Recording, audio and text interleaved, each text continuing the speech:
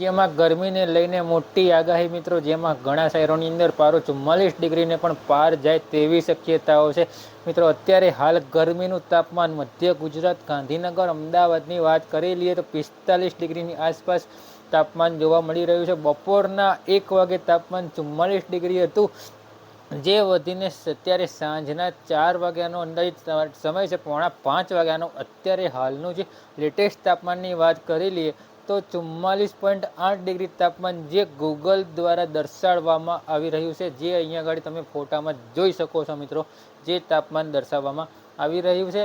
અને હજી પણ 15 મે 2026 સુધી તાપમાનમાં કોઈ પણ પ્રકારનો મોટો ઘટાડો થાય તેવી હાલ પૂરતી શક્યતાઓ દેખાતી નથી.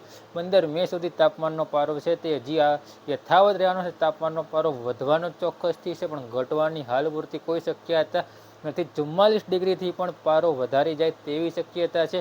પ્રી મોન્સૂન એક્ટિવિટીની વાત કરી લઈએ તો 18 થી 23 તારીખ દરમિયાન પ્રી મોન્સૂન એક્ટિવિટીના વરસાદી ઝાપટાની શરૂઆત પણ થવા જઈ રહી છે મિત્રો, પરંતુ હજી પ્રી મોન્સૂન એક્ટિવિટીની બહુ ટાઈમ લાગ્યો છે.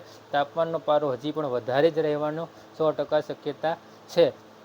રાજ્યમાં અલગ અલગ વિસ્તારોમાં અલગ અલગ તાપમાન જોવા મળી રહ્યું છે, જેમાં સૌથી વધારે તાપમાન ખેબ્રહ્માના ઈડરમાં જોવા મળ્યું, જેમાં અંદાજિત 46.8 ડિગ્રીની આસપાસ તાપમાન જોવા મળી રહ્યું છે. કારણ કે ઈડર જગ્યા એવી છે કે એક બાજુ પથ્થરોની ગરમી અને બીજી બાજુ સૂર્યની ગરમી, અને દરિયા કિનારાના ભાગોની અંદર પુષ્કળ પ્રમાણમાં ગરમી, અને ગરમી પછી ઉકળાટનું જે પ્રમાણ છે તે પણ વધારે જોવા મળી રહ્યું છે. રાત્રિના સમય 10:30 થી 11 વાગ્યાનો ટાઈમિંગ દરમિયાન પણ જાણે તાપમાન 40 થી 42 ડિગ્રી પાર હોય તેવો અહેસાસ થાય છે. એકદમ રાત પડતા પણ ગરમ લૂ જેવા પવનો લાગતા હોય છે મિત્રો. એટલે આ રીતે તાપમાન છે હજી સુધી કન્ટિન્યુ રહેવાનું છે. 15 મે સુધી તાપમાનમાંથી કોઈ રાહત મળે તેવા હાલ પૂરતા કોઈ સમાચાર નથી મિત્રો. પ્રી મોન્સૂન એક્ટિવિટીના વરસાદની વાત સંપૂર્ણ માહિતી કાલના વિડીયોની અંદર આપીશું.